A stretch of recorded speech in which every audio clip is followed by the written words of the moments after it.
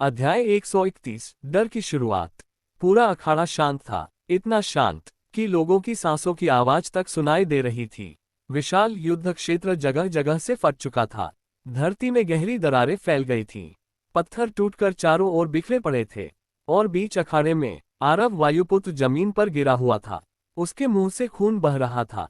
उसकी आंखों में दर्द से ज्यादा अविश्वास था, क्योंकि उसे अभी तक समझ नहीं आया था कि हुआ क्या। उधर आर्यवीर आराम से खड़ा था, जैसे अभी कुछ हुआ ही नहीं हो। उसने हल्का सिर टेढ़ा किया, फिर सिस्टम से बोला, मैंने तो धीरे मारा था। सिस्टम कुछ सेकंड चुप रही, फिर बोली, होस्ट, अगर ये धीरे था तो तेज कैसा होगा? आर्यवीर ने मासूमियत से जवाब दिया, पता नहीं, मैंने कभी पूरी ताकत लगाई ही नहीं। सिस्टम कुछ पल के लिए सच में चुप हो गई।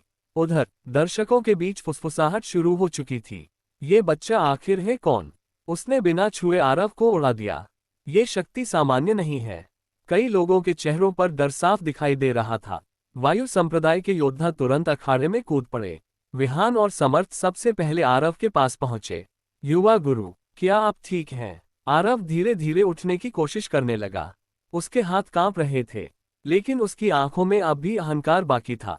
उसने दांत भींचे, मैं अभी खत्म नहीं हुआ। वह दोबारा उठने लगा। पूरा अखाड़ा उसकी ओर देखने लगा। उधर आर्यवीर ने लंबी जम्हाई ली, फिर आराम से बोला, अरे रहने दो, इतनी मेहनत मत करो, तुम्हें फिर चोट लग जाएगी। ये सुनते ही आरव की आंखों में गुस्सा भर गया। चुप रहो। उसने फिर हवा की ऊर्जा इकट्ठा करनी शुरू की, लेकिन तभी एक भारी दबाव पूरे अखाड़े में फैल गया। वायुराज अपनी जगह से उठ चुके थे। उनकी आंखें पूरी गंभीर थीं। बस उनकी आवाज पूरे अखाड़े में गूंज उठी। आरव रुक गया। उसने अपने पिता की ओर देखा। वायुराज धीरे धीरे बोले, युद्ध समाप्त। पूरा अखाड़ा स्तब्ध रह गया। आरव चिल्लाया, लेकिन पिता, मैं अभी लड़ सकता हूँ। वायुराज की आंखें ठंडी हो गईं। मैंने कहा, बस कुछ सेकंड तक पूरा वातावरण भारी बना रहा। फिर आरव ने धीरे धीरे अपनी मुठ्ठियां भींच लीं। उसके चेहरे पर अपमान साफ दिखाई दे रहा था, लेकिन वह समझ चुका था, अगर लड़ाई आगे बढ़ी तो शायद सच में उसकी जान जा सकती थी। उधर उद्घोषक ने कांपती आवाज में घोषणा की, पहला युद्ध रुद्र संहिता संप्रदाय के योद्धा आर्यवीर की विजय के साथ समाप्त होता है। पूरा अखाड़ा शोर से गूंज उठा, लेकिन उस शोर में अब उत्साह कम और डर ज्यादा था। ऊपर बने विशेष मंचों पर सभी संप्रदाय प्रमुख गंभीर बैठे थे। कालेश्वर धीरे से बोला, उस बच्चे की शक्ति सामान्य नहीं है। नागेश्वर की आंखें सिकुड़ गईं। मुझे उसके आसपास दो अलग ऊर्जाएं महसूस हो रही हैं। तेजस दिव्यांश हल्का मुस्कुराया, और सबसे खतरनाक बात, वह अभी भी अपनी असली शक्ति छिपा रहा है। सूर्यदेव अब बिना पलक झपकाए आर्यवीर को देख रहे थे। उधर चंद्रप्रभा चुपचाप मुस्कुरा रही थी, जैसे उन्हें पहले से सब पता हो। रुद्रवीर शांत बैठे थे, लेकिन उनकी आंखों में हल्की चमक दिखाई दे रही थी। उधर युवा गुरुओं के बीच भी माहौल बदल चुका था। कालवर्ट पहली बार पूरी गंभीरता से आर्यवीर को देख रहा था। वासुकी नागेश के चेहरे से मुस्कान गायब थी। सूर्यकेतु की आंखों में प्रतिस्पर्धा जलने लगी थी।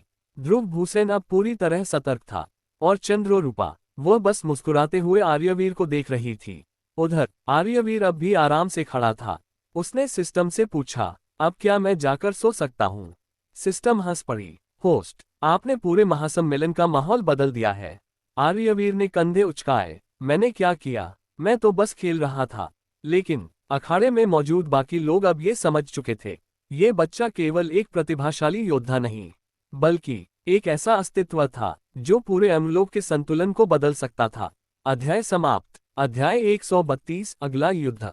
पूरा महासम्मेलन अब भी पिछले युद्ध के प्रभाव से बाहर नहीं निकल पाया था। विशाल अखाड़े में जगह जगह दरारें फैली हुई थीं।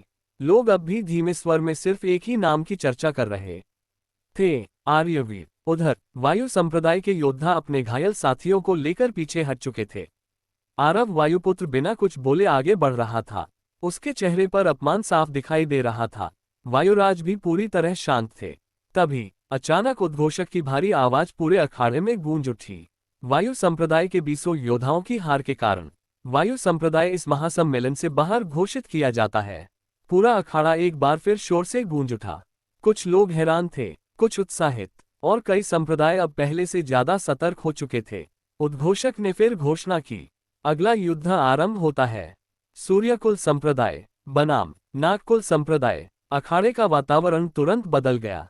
एक तरफ सूर्यकुल के योद्धा खड़े थे, उनके शरीरों के आसपास सुनहरी ऊर्जा चमक रही थी। दूसरी ओर नागकुल के योद्धा थे, उनके आसपास हरी नाग ऊर्जा लहरा रही थी।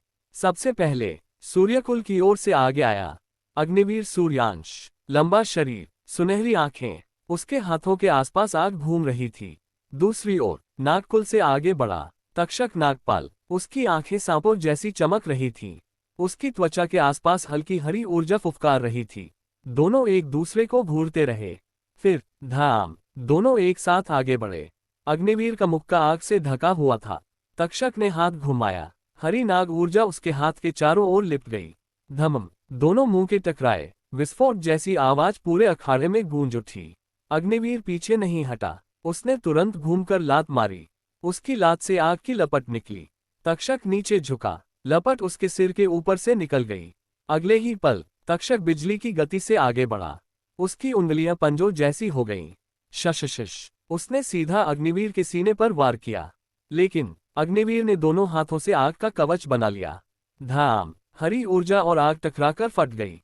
पूरा अखाड़ा कांप उठा। दर्शक उत्साह से चिल्ला उठे। उधर आर्यवीर आराम से बैठा सब देख रहा था। उसने सिस्टम से पूछा, ये लोग हर वार में विस्फोट क्यों करते हैं? सिस्टम हंस पड़ी। होस्ट, ये लोग प्रभावित करना चाहते हैं। आर्यवीर ने सिर हिलाया, बहुत मेहनती लोग हैं। उधर युद्ध और तेज हो चुका था। अग्निवीर हवा में उछला, उसने दोनों हाथ आगे बढ़ाए। सूर्य ज्वाला प्रहार, विशाल आग का गोला तक्षक की ओर बढ़ा। लेकिन तक्षक मुस्कुराया। उसके पीछे विशाल हरा नाग उभरा। नाग रक्षा। धमम, विशाल नाग ऊर्जा ने आग के गोले को रोक लिया। लेकिन अग्निवीर रुका नहीं, वह सीधा हवा से नीचे गिरा। उसका मुक्का सीधे तक्षक के चेहरे पर लगा। धाम, तक्षक कई मीटर दूर जा गिरा। पूरा अखाड़ा गूंज उठा, लेकिन अचानक तक्षक जमीन पर हाथ रखकर फिसला। फिर सांप की तरह घूमकर अग्निवीर के पैरों तक पहुंच गया। शश, उसने अग्निवीर के पैर पकड़कर जोर से खींचा। धड़ाम, अग्निवीर जमीन पर गिर पड़ा। अगले ही पल तक्षक उसके ऊपर आ चुका था। उसके हाथ के आसपास हरी विष ऊर्जा घूम रही थी। नाग विष प्रहार। धमम, विशाल हरी ऊर्जा सीधे अग्निवीर के सीने पर लगी। अग्निवीर हवा में उछल गया। उसके मुंह से खून निकल गया। धड़ाम, वह जमीन पर गिरा। कुछ सेकंड तक वह उठ नहीं पाया। उद्घोषक की आवाज गूंजी। पहला युद्ध नागकुल संप्रदाय के योद्धा तक्षक नागपाल की विजय के साथ समाप्त होता है।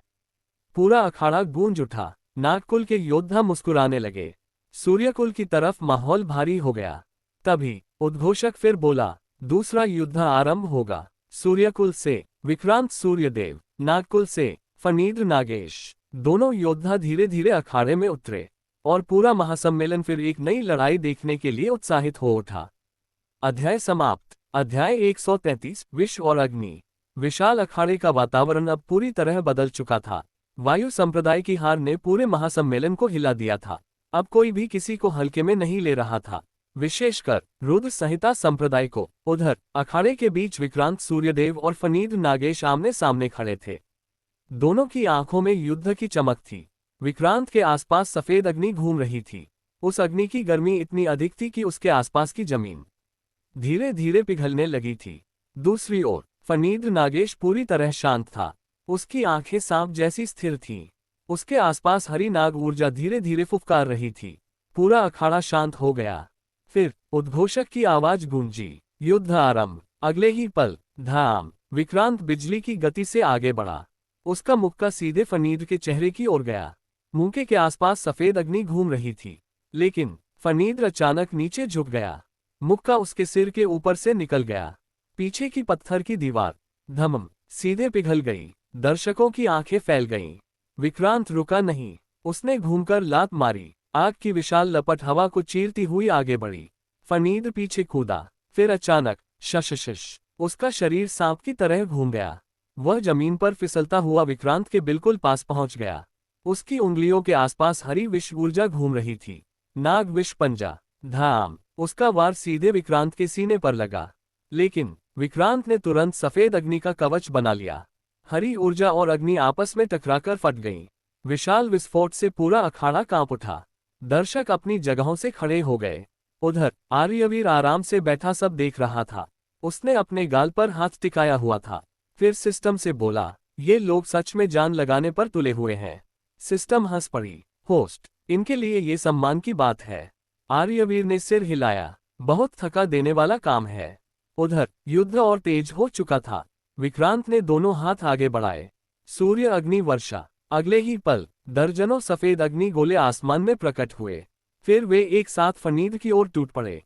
धड़ाम धम्म, पूरा अखाड़ा विस्फोटों से गूंज उठा। आग चारों ओर फैल गई।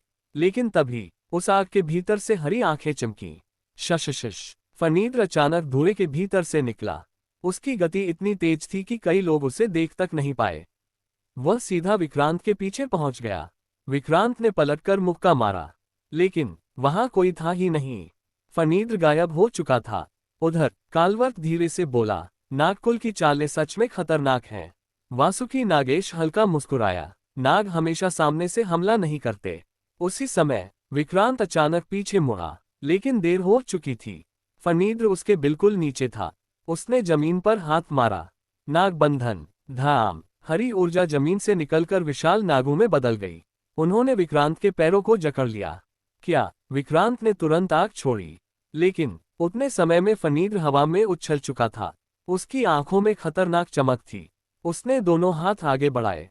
महाविश धुंध। अगले ही पल विशाल हरी जहरीली धुंध पूरे अखाड़े में फैलने लगी। शशशश, कुछ ही सेकंड में पूरा युद्ध क्षेत्र हरे धुएं से भर गया। दर्शकों के चेहरों पर डर फैल गया। कई लोग तुरंत पीछे हट गए। उद्घोषक तक घबरा गया। यह विषैली धुंध थी, और उसी जहरीले धुएं के बीच फनीद नागेश की हंसी गूंज उठी। अब बचकर दिखाओ। अध्याय समाप्त। अध्याय 134। धुंध के भीतर। पूरा अखाड़ा हरी विषैली धुंध से भर चुका था। कुछ ही क्षणों में युद्ध क्षेत्र पूरी तरह लोगों की नजरों से गायब हो गया। अब किसी को कुछ साफ दिखाई नहीं दे रहा था। सिर्फ हरी धुंध, फुफकार की आवाजें और बीच बीच में उठते विस्फोट। दर्शकों के चेहरों पर तनाव साफ दिखाई दे रहा था। कई लोग अपनी सांसें रोककर अखाड़े की ओर देख रहे थे। उधर धुंध के भीतर विक्रांत सूर्यदेव पूरी सतर्कता से खड़ा था। उसके आसपास सफेद अग्नि घूम रही थी। वह लगातार चारों ओर देख रहा था, लेकिन फनीद कहीं दिखाई नहीं दे रहा था। अचानक शशशश, हरी ऊर्जा उसके पीछे उभरी। विक्रांत तुरंत पलटा। धाम, उसने आग से भरा मुक्का पीछे मारा। विशाल विस्फोट हुआ, लेकिन वहां कोई नहीं था। तभी धमम, एक विषैला वार उसके कंधे पर लगा। विक्रांत पीछे फिसल गया। उसकी आंखें सिकुड़ गईं। धुंध के भीतर फनीद की हंसी गूंजी। क्या हुआ सूर्यकुल वाले? दिखाई नहीं दे रहा। विक्रांत ने दांत भींच लिए। डरपोक, सामने आकर लड़। शशशश, अचानक जमीन के नीचे से हरी नाग ऊर्जा निकली। विशाल ऊर्जा नाग विक्रांत के पैरों से लिपट गए। धम्म, विक्रांत ने तुरंत सफेद अग्नि छोड़ी। नाग ऊर्जा जलकर राख हो गई। लेकिन उसी क्षण फनीद ऊपर से आ चुका था। उसके हाथों के आसपास हरी विष ऊर्जा घूम रही थी। नाग विष प्रहार। धाम, विक्रांत ने दोनों हाथों से वार रोका, लेकिन विषैली ऊर्जा फिर भी उसके हाथों में फैल गई। उसकी त्वचा काली पड़ने लगी। दर्शकों की आंखें फैल गईं। उधर आर्यवीर आराम से बैठा सब देख रहा था। उसने सिस्टम से पूछा, ये लोग हमेशा इतना छिप छिप कर क्यों लड़ते हैं? सिस्टम हंस पड़ी। होस्ट, नागकुल वाले सीधे लड़ाई में कम और दिमाग से ज्यादा लड़ते हैं। आर्यवीर ने सिर हिलाया। बहुत मेहनत वाला काम है। अगर मैं होता तो, सिस्टम बीच में बोली, आप धुंध समेत पूरा अखाड़ा उड़ा देते। आर्यवीर हल्का मुस्कुराया। फिर लोग मुझे सोने भी नहीं देते। उधर धुंध के भीतर युद्ध और भयंकर हो चुका था। विक्रांत ने दोनों हाथ जमीन पर मारे। धाम, विशाल सफेद अग्नि चारों ओर फैल गई। पूरी धुंध जलने लगी। जमीन पिघलने लगी। दर्शक गर्मी महसूस करके पीछे हट गए, लेकिन फनीद अब भी दिखाई नहीं दे रहा था। शशशश, अचानक विक्रांत के ठीक पीछे दो चमकती हरी आंखें दिखाई दी। फनीद फिर हमला करने आया, लेकिन इस बार विक्रांत तैयार था। उसने तुरंत पलटकर लात मारी। धमम, फनीद पीछे जा गिरा। पहली बार उसके चेहरे पर दर्द दिखाई दिया। पूरा सूर्यकुल उत्साह से चिल्ला उठा, मारो उसे, खत्म कर दो। विक्रांत की आंखों में अब आग जल रही थी। उसने दोनों हाथ ऊपर उठाए। उसके आसपास की सफेद अग्नि और विशाल हो गई।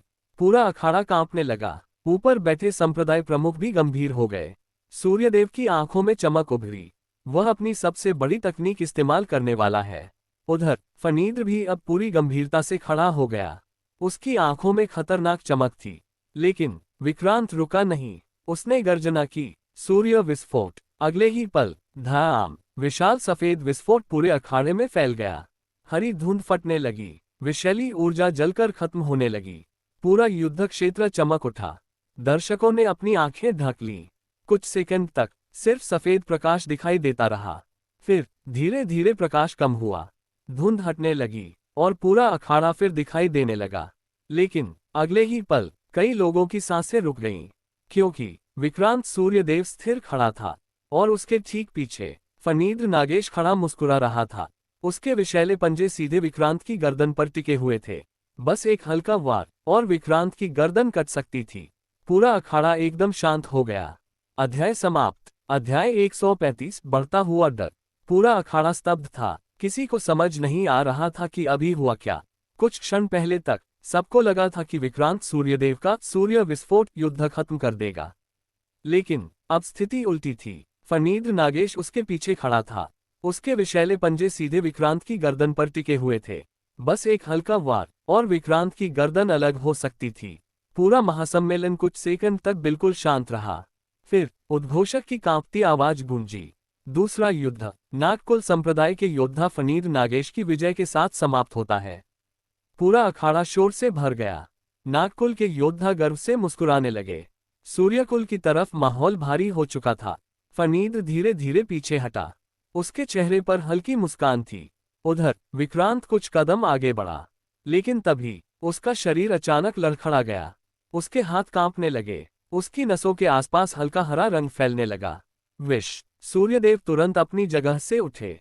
वैद्य। तुरंत सूर्यकुल के कई लोग तेजी से अखाड़े में उतरे। उन्होंने विक्रांत को संभाला। उसकी सांसें भारी हो चुकी थीं। उधर फणींद्र शांत भाव से वापस नागकुल की तरफ चला गया। वासुकी नागेश हल्का मुस्कुराया। तुमने अच्छा किया। फणींद्र ने सिर झुका दिया।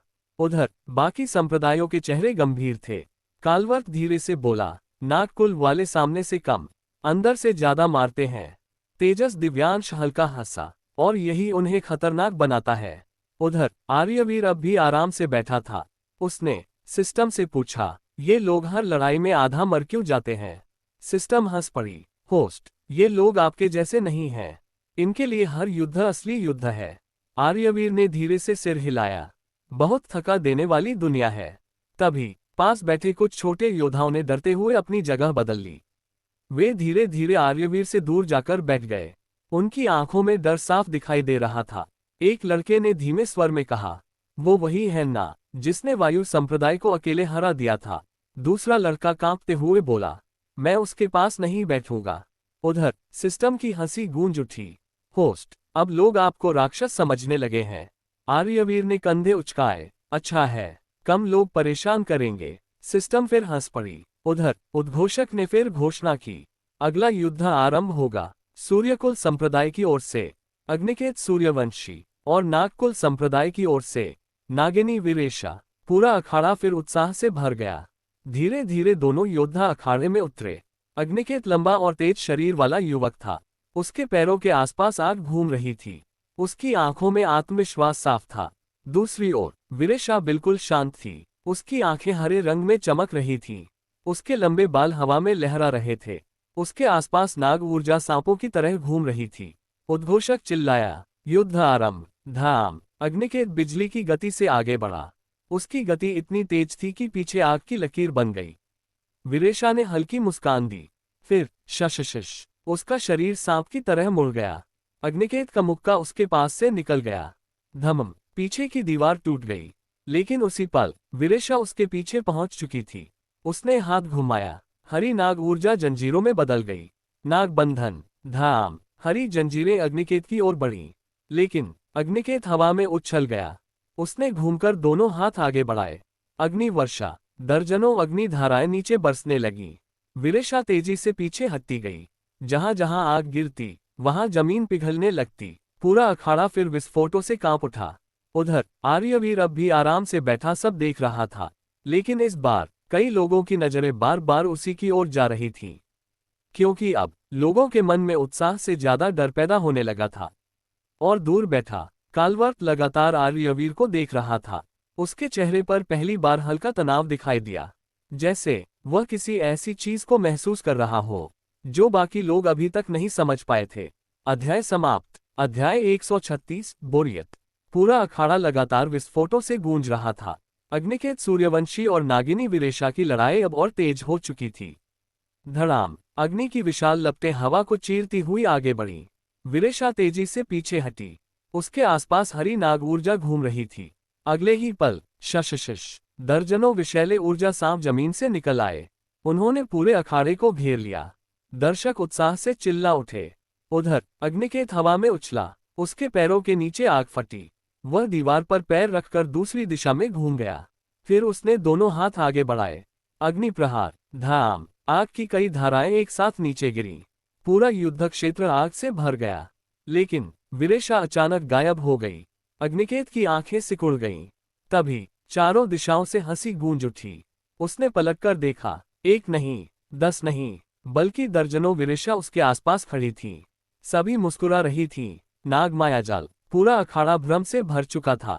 दर्शक हैरान रह गए। कालवर्क धीरे से बोला, दिलचस्प तकनीक। वासुकी नागेश हल्का मुस्कुराया, अभी तो खेल शुरू हुआ है। उधर अग्निकेत लगातार चारों ओर वार कर रहा था। धड़ाम धम्म आग के विस्फोट लगातार हो रहे थे, लेकिन हर बार उसका वार खाली जा रहा था। उधर आर्यवीर अपने गाल पर हाथ टिकाए बैठा था। उसके चेहरे पर अब साफ बोरियत दिखाई दे रही थी। उसने लंबी जम्हाई ली, फिर सिस्टम से बोला, ये लोग इतना लंबा क्यों लड़ते हैं? सिस्टम हंस पड़ी। होस्ट, क्योंकि ये लोग आपके जैसे एक मुक्के में लड़ाई खत्म नहीं कर सकते। आर्यवीर ने थके हुए स्वर में कहा, बहुत समय लेते हैं। उधर अखाड़े में अग्निकेत गुस्से में आ चुका था। उसने चारों ओर विशाल अग्नि तूफान छोड़ा। धाम। आग की लपटें पूरे युद्ध क्षेत्र में फैल गईं। कई भ्रम टूट गए, लेकिन तभी शशशश असली विरेशा अचानक उसके पीछे प्रकट हुई। उसकी आंखों में हरी चमक थी। उसने अपना हाथ आगे बढ़ाया। नाग विष भेदन। धमम। हरी विष ऊर्जा सीधे अग्निकेत के कंधे में घुस गई। अग्निकेत दर्द से पीछे हट गया। उसके कंधे से धुआं उठने लगा। पूरा अखाड़ा फिर शोर से गूंज उठा। लेकिन उधर आर्यवीर अब पूरी तरह बोर हो चुका था। उसने नीचे अखाड़े की ओर देखा, फिर धीरे से खड़ा हो गया। सिस्टम ने पूछा, होस्ट, कहाँ जा रहे हो? आर्यवीर ने उबासी लेते हुए कहा, बोर हो गया। इतना लंबा युद्ध कौन देखता है? सिस्टम हंस पड़ी। फिर आर्यवीर आराम से अपनी जगह से नीचे उतरा। कई लोगों ने उसे जाते हुए देखा, लेकिन इस समय सबका ध्यान युद्ध पर था। वह धीरे धीरे अखाड़े से बाहर निकल गया। फिर धम्म उसका शरीर हवा में उठ गया। वह आराम से उड़ता हुआ दूर जाने लगा। विशाल सम्मेलन पीछे छूटता गया। कुछ देर बाद वह दूर एक ऊंची पहाड़ी के ऊपर पहुंचा। हवा शांत थी। नीचे पूरा महासम्मेलन छोटा दिखाई दे रहा था। आर्यवीर पहाड़ी के किनारे जाकर बैठ गया। उसने लंबी सांस ली। यहाँ कम से कम शांति है। तभी उसके पीछे हल्की अंधेरी ऊर्जा महसूस हुई। कालिका धीरे धीरे वहां आकर खड़ी हो गई। उसकी नजर सीधे आर्यवीर पर थी। कुछ क्षण तक वह चुप रही। फिर उसने धीरे से पूछा, क्या हुआ युवा गुरु? आपको अच्छा नहीं लग रहा है? आर्यवीर मुस्कुराया। उसने पीछे मुड़कर कालिका को देखा, फिर शांत स्वर में बोला, बहुत ज्यादा बोरियत महसूस हो रही थी। हवा धीरे धीरे बहती रही और पहाड़ी के ऊपर दोनों शांत बैठे रहे। अध्याय समाप्त। अध्याय 137 पहाड़ी की शांति। महासम्मेलन का शोर अब बहुत दूर रह गया था। ऊंची पहाड़ी के ऊपर हवा धीरे धीरे बह रही थी। नीचे दूर फैला विशाल अखाड़ा छोटा दिखाई दे रहा था। आसमान हल्का सुनहरा होने लगा था। डूबते सूर्य की किरणें पहाड़ों पर पड़ रही थीं, और उसी पहाड़ी के किनारे आर्यवीर चुपचाप बैठा था। उसके बाल हवा में हल्के हल्के उड़ रहे थे। चेहरे पर वही आलसी शांति थी। उसके पीछे कुछ दूरी पर खड़ी कालिका धीरे धीरे उसके पास आकर बैठ गई। कुछ क्षण तक दोनों चुप रहे। सिर्फ हवा की आवाज सुनाई दे रही थी। कालिका की काली पोशाक हवा में हल्के हल्के लहरा रही थी। उसकी आंखें लगातार आर्यवीर को देख रही थीं, जैसे वह उसे समझने की कोशिश कर रही हो। उधर आर्यवीर दूर आसमान की तरफ देख रहा था। सिस्टम धीरे से बोली, होस्ट, आप सच में अजीब हो। पूरी दुनिया नीचे युद्ध देखने में लगी है, और आप यहाँ आकर बैठ गए। आर्यवीर ने हल्की सांस छोड़ी। वहाँ बहुत शोर है। सिस्टम हंसी। और यहाँ? आर्यवीर ने आंखें बंद कर लीं। यहाँ शांति है। हवा और ठंडी हो गई। कालिका कुछ सेकंड तक उसे देखती रही। फिर उसने धीरे से पूछा, युवा गुरु, आपको सच में इन सब चीजों में कोई रुचि नहीं है? आर्यवीर ने उसकी तरफ देखा। कौन सी चीजों में? कालिका ने नीचे महासम्मेलन की ओर देखा। शक्ति, सम्मान, जीत, सब लोग इन्हीं के पीछे भाग रहे हैं। लेकिन आप कभी उत्साहित नहीं दिखते। आर्यवीर कुछ पल चुप रहा, फिर हल्का मुस्कुराया। लोग जितना ऊपर जाते हैं उतनी मुसीबतें बढ़ती हैं। मैं तो बस आराम से जीना चाहता हूँ। कालिका उसकी बात सुनती रही। उसकी आंखों में हल्की नरमी आ गई। फिर उसने धीमे स्वर में कहा, लेकिन अगर आप हमेशा खुद को पीछे रखेंगे तो दुनिया आपको चैन से जीने भी नहीं देगी। आर्यवीर हल्का हंसा। वो तो अभी भी नहीं दे रही। सिस्टम तुरंत हंस पड़ी। सही कहा होस्ट। कालिका भी हल्का मुस्कुरा दी। कुछ क्षण तक फिर दोनों चुप हो गए। हवा लगातार बहती रही। दूर पेड़ों की पत्तियां हिल रही थीं। सूर्य धीरे धीरे पहाड़ों के पीछे उतरने लगा। उसकी सुनहरी रोशनी कालिका के चेहरे पर पड़ रही थी। उसकी आंखों में चमक और गहरी लगने लगी। उधर आर्यवीर बस शांत बैठा आसमान को देखता रहा, जैसे उसे इस पल के अलावा कुछ और चाहिए ही नहीं था। तभी धाम नीचे महासम्मेलन की दिशा से अचानक बहुत बड़ा विस्फोट हुआ। पूरा पहाड़ हल्का कांप गया। दूर आसमान में आग और ऊर्जा उठती दिखाई दी। कालिका तुरंत सतर्क होकर खड़ी हो गई। उसकी आंखें नीचे की ओर चली गईं। लेकिन आर्यवीर ने बस नीचे देखा। कुछ सेकंड तक वह विस्फोट को देखता रहा। फिर उसने अजीब तरीके से धीरे धीरे सिर हिलाया, जैसे उसे पहले से पता था कि ऐसा कुछ होगा। उसके बाद वह फिर आगे आसमान की ओर देखने लगा, जैसे नीचे हो रही चीजों में उसकी कोई रुचि ही न हो। कालिका ने उसकी तरफ देखा, फिर धीरे धीरे वापस उसके पास बैठ गई। हवा फिर बहने लगी। सूर्य की आखिरी किरणें दोनों के ऊपर पड़ रही थीं। पहाड़ी के ऊपर सब कुछ शांत था, और उस शांति के बीच दोनों बस चुपचाप बैठे रहे। अध्याय समाप्त। अध्याय 138 शांति। नीचे महासम्मेलन का पूरा अखाड़ा अस्त व्यस्त हो चुका था। जगह जगह धुआं उठ रहा था। टूटी हुई जमीन अब भी गर्म थी। अग्निकेत और विरेशा दोनों को वैद्य संभाल रहे थे। कई दर्शक अभी तक डरे हुए थे।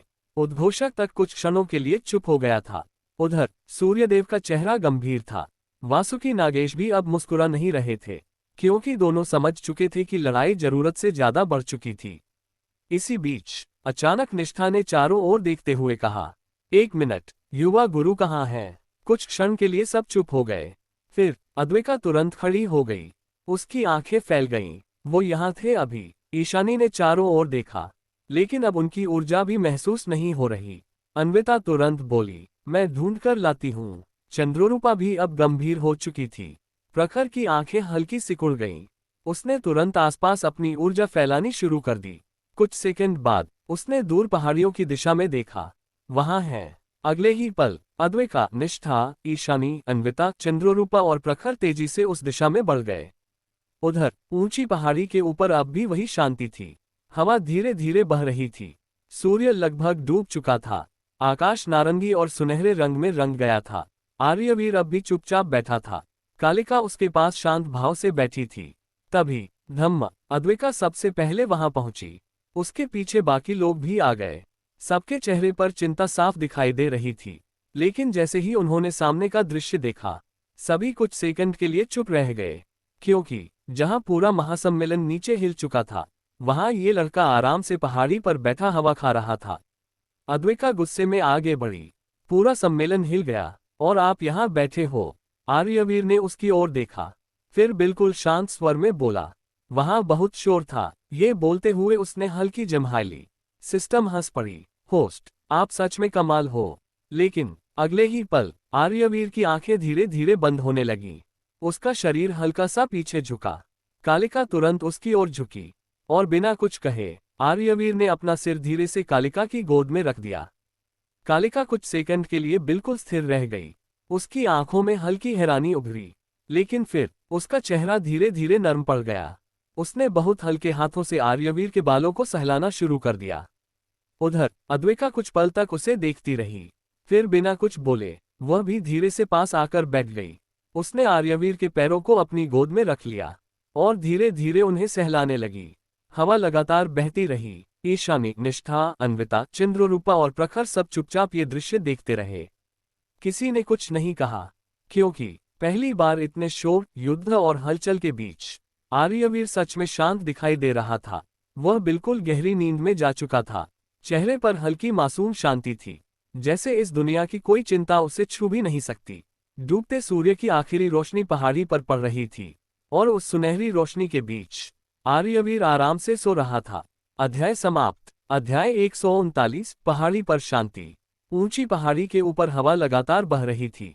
सूर्य अब लगभग पूरी तरह डूब चुका था। आकाश हल्के नारंगी और नीले रंग में बदल गया था, और उस शांत वातावरण के बीच आर्यवीर गहरी नींद में सो रहा था। उसका सिर कालिका की गोद में रखा था। चेहरे पर वही मासूम शांति थी, जैसे नीचे पूरे महासम्मेलन में हुए विस्फोट और युद्ध से उसका कोई संबंध ही न हो। कालिका चुपचाप उसके बालों को सहला रही थी। उसकी आंखें लगातार आर्यवीर के चेहरे पर टिकी थीं। उधर अद्विका उसके पैरों को अपनी गोद में रखे बैठी थी। वह बीच बीच में हल्के हाथों से उसके पैरों को दबा रही थी। निष्ठा, ईशानी, अन्विता, रेवती और धरा भी वहीं आसपास बैठी थीं। सभी की नजरें बार बार आर्यवीर की तरफ जा रही थीं। कुछ क्षणों तक वहां पूरी शांति रही। फिर कालिका ने धीरे से सिर उठाया।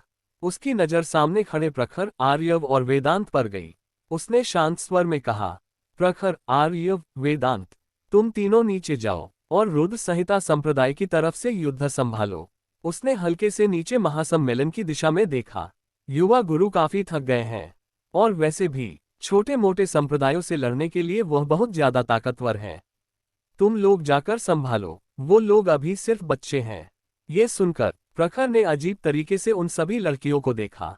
फिर भौं उठाकर बोला, हम तीनों ही क्यों जाएं? तुम लोग भी चलो। बस इतना सुनना था कि सारी लड़कियों ने एक साथ गुस्से से उसे देखा। अद्विका तुरंत बोली, तुम्हें दिखाई नहीं दे रहा? हम युवा गुरु की नींद में मदद कर रहे हैं। निष्ठा ने भी गंभीर स्वर में कहा, इतनी मुश्किल से सोए हैं वो। ईशानी ने हल्की मुस्कान के साथ कहा, अगर उठ गए ना तो फिर पूरी रात शिकायत करेंगे। अन्विता ने हाथ बांधते हुए कहा, और अगर उनकी नींद खराब हुई तो जिम्मेदार तुम रहोगे। रेवती ने हल्की लाल आंखों से घूरा। फिर धरा भी धीरे से बोली, तुम लोग जाओ, हम यहाँ हैं। प्रखर कुछ सेकंड तक सबको देखता रहा। उसके चेहरे पर ऐसा भाव था जैसे उसे अपनी किस्मत पर शक हो रहा हो।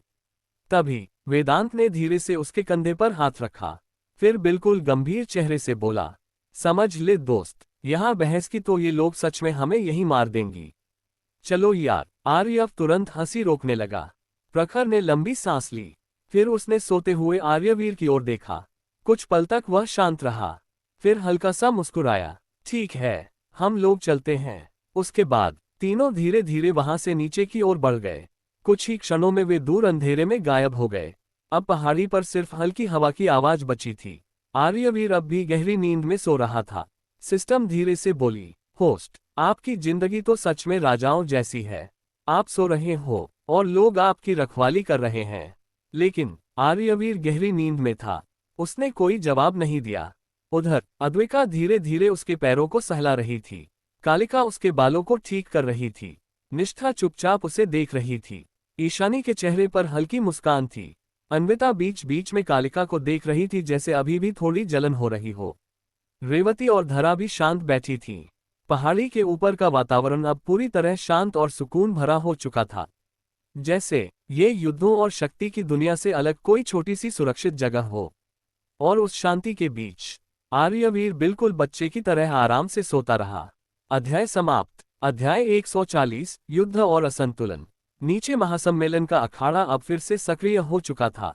पहाड़ी के नीचे युद्ध का अगला चरण शुरू हो गया था। उद्घोषक की आवाज गूंज उठी।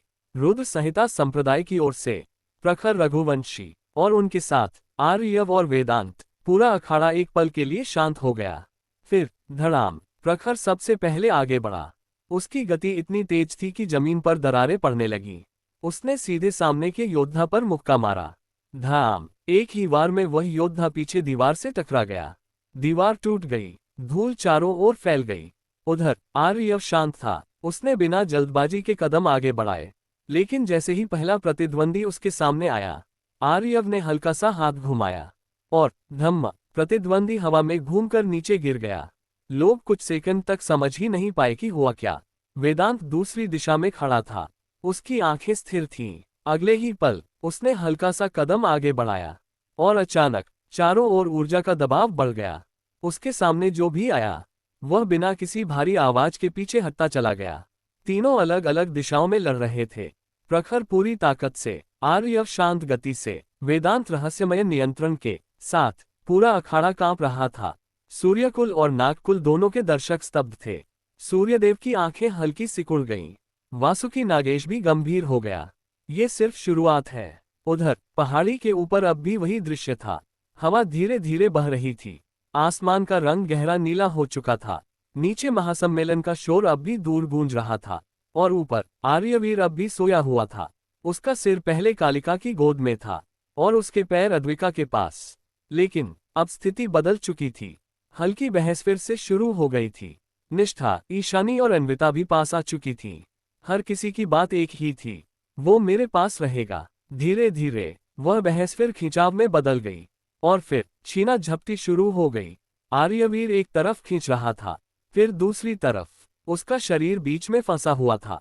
नींद टूटने लगी थी। उसकी आंखें अचानक खुलीं और वह एक पल के लिए समझ ही नहीं पाया कि हो क्या रहा है।